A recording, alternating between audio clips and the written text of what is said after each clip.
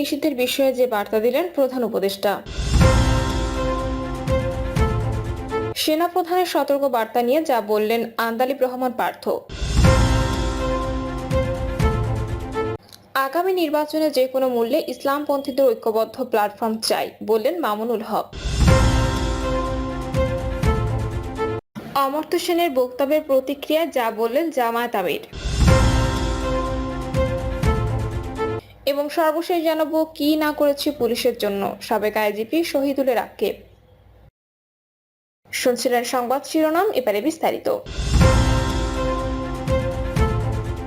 আওয়ামী লীগ নিষিদ্ধের বিষয়ে যে বার্তা দিলেন প্রধান উপদেষ্টা। গণহত্যার দায়ে অভিযুক্ত আওয়ামী লীগের সভাপতি শেখ হাসিনা সহ দলটির বেশিরভাগ শীর্ষ নেতা গেল জুলাই আগস্টে ছাত্র জনতার ওপর নির্বিচারে গুলিবর্ষণের অভিযোগে এই দলটির নেতৃত্বাধীন সরকারের বিরুদ্ধে ফুঁসে ওঠে সাধারণ মানুষ। আন্দোলনের দৌড়ে অবশেষে 5ই আগস্ট খড়কুটোর মতো ভেসে যায় আওয়ামী লীগ সরকার। পদত্যাগ করে ভারতে পালিয়ে যান হাসিনা। তখন থেকে দেশে আওয়ামী লীগের রাজনীতি নিষিদ্ধের দাবি জানিয়ে আসছে বৈষম্য বিরোধী ছাত্র আন্দোলন সহ বেশ কয়েকটি দল ও সংগঠন। এরই মধ্যে আওয়ামী লীগের ভ্রাতৃপ্রতিম সংগঠন বাংলাদেশ ছাত্রলীগকে সন্ত্রাস বিরোধী আইনের আওতায় নিষিদ্ধ করা হয়েছে। তবে সরকারের পক্ষ থেকে আওয়ামী লীগকে নিষিদ্ধ করার ব্যাপারে এখনো সুস্পষ্ট কোনো বার্তা দেওয়া হয়নি। সম্প্রতি যুক্তরাজ্য ভিত্তিক সংবাদ মাধ্যম বিবিসি বাংলা সার্ভিসকে এক দীর্ঘ সাক্ষাৎকার দিয়েছে অন্তর্বর্তী সরকারের প্রধান উপদেষ্টা অধ্যাপক মোহাম্মদ ইউনূস। সে সাক্ষাৎকারে আওয়ামী লীগ নিষিদ্ধ বা তারা নির্বাচনের অংশ নেওয়ার সুযোগ পাবে কিনা এমন প্রশ্নের জবাবে প্রধান উপদেষ্টা বলেন, আমার বরাবরই পজিশন হলো যে আমরা সবাই এই দেশের নাগরিক, আমাদের এই দেশের উপরে সমান অধিকার, আমরা সব ভাই ভাই, আমাদেরকে এই দেশে বাঁচতে হবে, এই দেশকে বড় করতে হবে। কাজে যে মত দল করবে তার মতো করে সবকিছু করবে, এই দেশ থেকে কারো অধিকার কেড়ে নেওয়ার কোনো উপায় নাই, কিন্তু যে অন্যায় করেছে যার বিচার করা উচিত তার বিচার হতে হবে, এটুকুই শুধু যোগ করেন অধ্যাপক ইউনূস। এদিকে আওয়ামী লীগের রাজনীতি নিষেধের ব্যাপারে বৈষম্য বিরোধী ছাত্র আন্দোলন সহ সমমনা কিছু সংগঠন সরব হলেও প্রতিষ্ঠিত রাজনৈতিক দলগুলোর মধ্যে অনৈক্য দেখা গেছে। এ বিষয়ে অধ্যাপক ইউনূসের ভাবনা, ওই যে ঐকমত্য, আমরা বরাবরই ফিরে যাচ্ছি ঐকমত্য, সবাই মিলে যা ঠিক করবো আমরা তাই করব। সেনাপ্রধানের সতর্ক বার্তা নিয়ে যা বললেন আন্দালিব রহমান পার্থ। সম্প্রতি দেশের পরিস্থিতি নিয়ে সেনাপ্রধানের বক্তব্য ইতিবাচক হিসেবে দেখছেন জাতীয় পার্টির চেয়ারম্যান আন্দালিব রহমান পার্থ।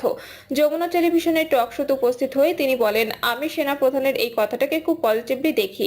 বিকজ আমাদের কোনোভাবে ভুলে যাওয়া উচিত না যে 17 বছর আওয়ামী লীগ কি করেছে এবং কত রক্তের বিনিময়ে, কত কষ্টের বিনিময়ে, কত গণতন্ত্র হত্যার বিনিময়ে, কত কিছুর বিনিময়ে আমরা আপনারা এখানে বসে আছি। আপনি যে টিভি চ্যানেলটা চালাচ্ছেন এটাও থাকতো না যদি 5ই আগস্ট না ঘটতো, আমি তো এখানে থাকতামই না। তো আমাদের এই ছোট্ট ছোট্ট পলিটিক্যাল কারণে নিজেদের মধ্যে কাদা ছোড়াছুড়ি বা এই জিনিসগুলিতে ওই বিগ পারসেপ্টটা ভুলে যাওয়া যাবে না। আমার মনে হয় সেনাপ্রধান সেই জিনিসটা আমাদেরকে মনে করিয়ে দিয়েছেন। পার্থ বলেন, যেহেতু উনি রাজনীতি করেন না, উনি তো বাইরে থেকে একজন স্পেকটেটর হিসেবে দেখছেন যে পলিটিক্যাল পার্টিগুলো কি করছে, কিভাবে কথা বলছে, এই মিউচুয়াল রেসপেক্টের জায়গায় চলে যাচ্ছে।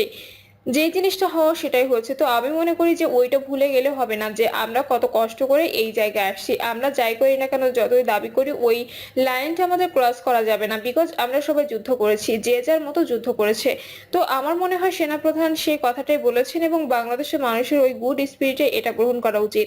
তিনি আরো বলেন, আর সার্বভৌমত্ব নিয়ে যে কথাটা আসছে সেটাকে আমি এভাবে দেখতে চাই যে আসলে যদি আমাদের নিজেদের মধ্যে গন্ডগোল হয় তাহলে তো বাইরের অনেক শক্তি অনেক কিছু করতে পারে। সাধারণত আপনার অবস্থা যখন সেটেল থাকে না তখনই বাইরের অনেক ষড়যন্ত্র এখানে চান্স পায় এবং তখনই সার্বভৌমত্ব প্রশ্নবিদ্ধ হয়।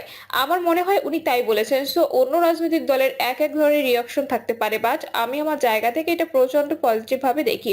বিকজ গত স্বৈরাচারী সরকারকে সরিয়ে দেওয়ার ক্ষেত্রে তো আর্মির একটা বিরাট ভূমিকা ছিল, স্পেশালি এই সেনা প্রধানের একটা ভূমিকা ছিল।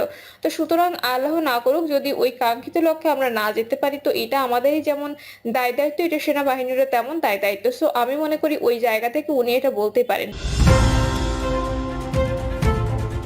আগামী নির্বাচনে যে কোনো মূল্যে ইসলামপন্থীদের ঐক্যবদ্ধ প্ল্যাটফর্ম চাই বললেন মামুনুল হক।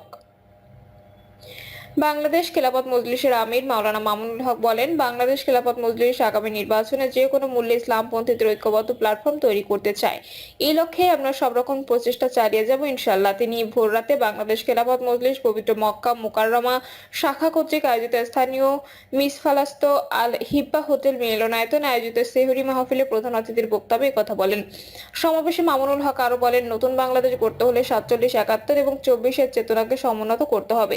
এই চেতনা আলোচনায় হচ্ছে আগামী বাংলাদেশের রাজনৈতিক নতুন বন্দোবস্ত। স্বৈরাচারের পতনের মধ্য দিয়ে আমাদের সামনে সুযোগ এসেছে আগামী বাংলাদেশকে নতুন করে গঠন করার। তিনি নতুন রাজনৈতিক দলের প্রতি ইঙ্গিত করে বলেন, দেশের ছাত্র জনতার অভূতপূর্ব ত্যাগ তিতিক্ষার মাধ্যমে আমরা নতুন বাংলাদেশ পেয়েছি, তাদেরকে এগিয়ে দিতে হবে। প্রবীণ রাজনীতিবিদদের তাদের তত্ত্বাবধান করতে হবে, তবে তরুণদেরকেও স্মরণ রাখতে হবে কোনো ক্রমে রাজনৈতিক বিভাজন সৃষ্টি করা যাবে না।